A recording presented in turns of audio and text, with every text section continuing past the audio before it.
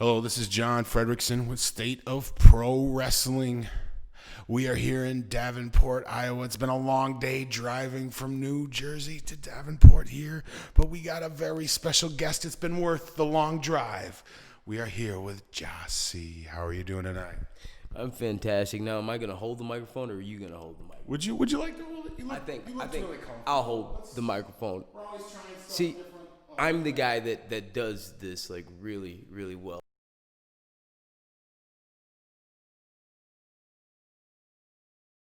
They call me the Frontman because I dish out an excellent execution of entertainment that only Michael Jackson, Freddie Mercury, and the Stones can smell when I'm cooking. I'm really, really good at what I do. The quintessential professional and consummate showman. Nobody does it like Jah does. We interview wrestlers a lot of the time, and sometimes the wrestlers cannot talk that well. I think that's the problem. Instrumental point. That's the problem is you interview wrestlers, and I'm not just another wrestler. I'm a performer, and I'm on a whole nother level than everybody else. There's these guys that grapple, and then there's guys that they go out there and they rock the house like nobody else, and I'm one of those dudes. In fact, I stole the show just a little bit ago, taking on Airwolf's little brother, Angel Dorado. Yeah, I came up a little bit short, but, you know, if I would have landed the super kick a touch sooner, if I would have hit him directly on the button, I would have taken that one home. I've also performed for First Wrestling. I've also performed for Showtime Championship Wrestling on several occasions, and I've got my eye on that Showtime Championship Heavyweight Championship. That's going to happen. I promise you that much. And, you know, I've got a dream of one day, you know, stealing the show at First Avenue. So, no, it's not my first time, and it damn sure ain't gonna be my last time. I'm taking over the 612.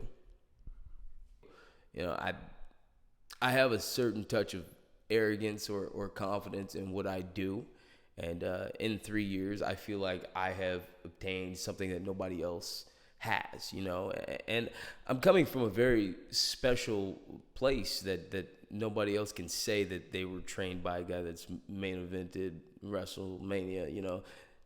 Not many guys can say that they've learned from a dude that, you know, stomped Brock Lesnar's lunchbox head into the mat and took back the Universal Championship. Not many dudes can say that, and I can't, you know. That makes me special. That makes me more than anybody else. I'm all that in a bag of chips on my worst day, and that's because of where I come from. This is too dang easy for me. And you are referring to Seth Rollins school down here in Davenport. Right now, what's some of the most valuable lessons that you did learn at the school? One of the most valuable lessons that I did learn at the school was embrace the suck. You know, oftentimes becoming a professional wrestler, you know, when you're chasing your dream and whatnot, things will just suck. They just do. You run into hard times and you stumble, you fall down, but you got to pick your ass back up. You know what I mean? Oop, I said that, but It's all right. It's all right. I broke rules. Yeah, embrace the suck. That's probably the most important rule that I say that I've learned, at the Black and Brave Wrestling Academy. And to always steal the show, which I do all the time, you know. Very important lesson, too. I mean, if you want to be the best, You you got to steal the show sometime. Exactly. Awesome, man. He's a good dude. All right. But great lesson there, too. It's not always going to be sunshines and championships and limousine rides. You know, it is going to be hard times and long rides. No. Oh, yeah, long rides. Would you have like a 15, 16-hour drive from Jersey? I've been delirious for about 3.5 hours now. I have no idea. You lost track of time. I know I did gain an hour. Yeah. Oh, God. Cut an hour off with the time. That suck, man. That's been the bright part of my day today. yeah, for sure. Now, how far do you drive out, or where do you all wrestle? What different regions? Yeah, I wrestle all over the place, namely Showtime Championship Wrestling up in Minnesota. I'll be up in Pro Wrestling Battleground, obviously. SCW Pro in Walcott, Iowa regularly. 3XW out of Des Moines. I'm all over the place, man. I really am. My goal is to make 2019 the busiest year of my career thus far. I want to be from one corner of this world to the next. I've been to New York several times for Capital Pro. It was New Jersey. That's New Jersey, I guess. I kept calling it New York, but it's actually Hoboken, New Jersey. It's all pretty close over there. It was nice to geographically being from the Midwest to see how the layout is out there. Very beautiful. Times Square, man, was nuts. Hobo Carnival. Oh my gosh, the Hobo Carnival. That's I wanted to join. It's a pretty accurate. I was gonna do $5 poems and stuff, but what is some of your highlights so far, or your best memories or accomplishments so far in your career? So far in my career, I'd say working with Billy Gunn. Vicious and Delicious took on the team of Crotch and Billy Gunn for SCW Pro about a year and a half ago. I've also somehow, some way, managed to lose to probably like a 66-year-old Hacksaw Jim Duggan. That has happened. He had the 2x4 and everything. He didn't hit me with it, but he beat me with a clothesline. I've been a lucky guy. He's a legend. He's a legend. So I'll take that loss on the chin. Yeah, I mean, competing against bona fide Hall of Famers, man, that stuff's pretty dang cool. But I'd probably say career highlights probably gonna be the match with Billy Gunn. Yeah. All right. Very cool. And what are some of your short-term goals moving forward here? You seem like a very motivated or focused person. I'm trying to take over the world, man. I've got my feet on the ground, but I'm reaching for those stars. I want to be the single greatest performer of my generation. That's what I'm setting out to do. Short-term goals are to simply move forward in obtaining that accolade. You know what I mean? I'm willing to do any and everything it takes to do that. I have yet to win a top-tier championship. I've been a tag team champion. I've been a second-tier champion, but I want to be that heavyweight champion for a company to show them that I can carry the company on my back, because the facts are that when my music hits those speakers and I make my walk, I stand in that ring and I dish out talent that nobody can hang with. And I need 12 pounds of gold around my waist to prove that. So there's your short-term goal. Awesome, man. I can feel the energy sitting here talking with you. Now, what aspects of pro wrestling, what do you enjoy most, or what's got you so obsessed with this thing called pro wrestling? Man, everything about it, entertaining and performing. I like the spotlight. I like everybody watching me show off what I can do that nobody else can. Simply that. And, my charisma. I like showing that off in particular. And, this microphone thing, I've got a relationship with it that, again, nobody else can do. No, yeah, for sure. You want me to hold that? Yeah. What was the question? Just the aspects of pro wrestling. We could keep it moving too. Yeah. Give me another question. I love everything about showing off and stealing every ounce of your attention. For my time out there. How would you describe your in-ring style? The best. And some signature moves? I believe that I have the best super kick in the game. A jumping flatliner that I have dubbed the headliner. Mark your calendars. This was the day the headliner got famous. The GDT is a double underhook DDT. I plant their heads into the mat, and for some reason, when I do that, they just don't kick out. I've cracked that code. Nice. And you said you were in a tag team. Can you tell us more about that? Yes, Vicious and Delicious. 3 times you're SCW Pro Tag Team Champions of the world. Excuse me, but that's pretty dang impressive for a punch-drunk, tough guy who broke in as a backup dancer for a backup dancer. We're really good. JT Energy, he's a 6-star booty. Me, I'm the Frontman Jah. I do it like nobody else can. All right, and we try to give fans a little different aspect, different aspects to get to know the wrestlers better. What's some music you've been listening to lately? You know what? Honestly, I have an obsession with classic rock right now. In particular, the Rolling Stones. I love the Rolling Stones. Elton John right now is just taking over my playlist. A little bit of Queen ever since that Bohemian Rhapsody came out. I've always loved some Michael Jackson, some Prince, of course. I'm from Minnesota, man. Purple Rain, When Doves Cry, Baby I'm a Star. Come on, how could you not? I also love J. Cole, Kendrick Lamar, Biggie, classics, Tupac. I like some Snoop. Yeah, that's pretty much all my music, man. I'm pretty eclectic. If I can bob my head to it and I can hear the words, I'm all about it. I don't like that.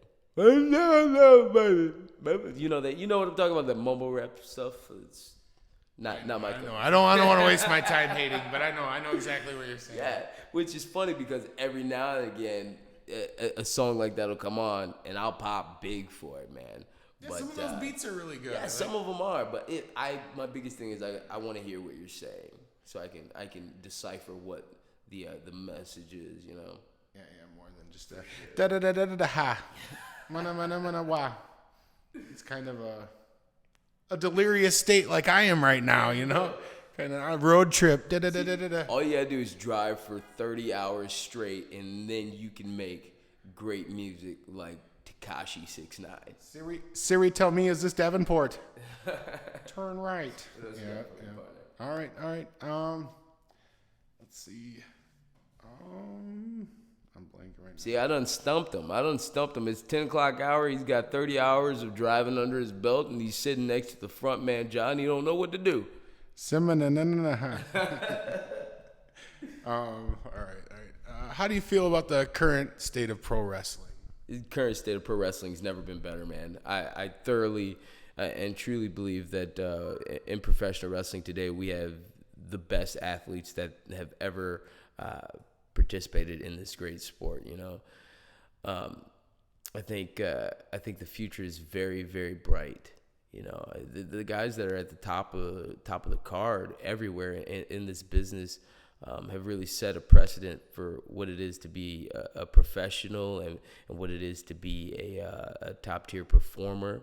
And I think everyone in my generation coming up the pike, 3 years under that 5-year mark, just getting started, I think we have awesome talent to look up to and to aspire to grab the brass ring or that baton and carry it and do justice. You know what I mean? I think the future is in good hands with what we've got. I'm fighting for the future, and I think I'm going to win.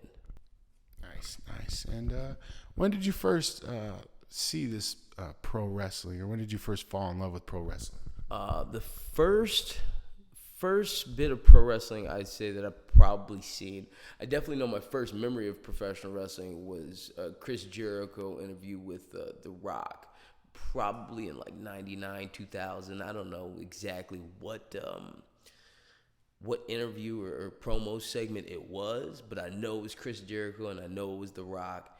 And oddly enough, if I put my top 4 together that make out who Frontman Jah is, or top 5 probably, it'd be The Rock, Ric Flair, Shawn Michaels, Mick Foley, and Chris Jericho would definitely be in that bunch as well. So how funny it is that what broke me into this world was Chris Jericho talking with The Rock talking, and I'm really good at talking, Awesome. It's nuts.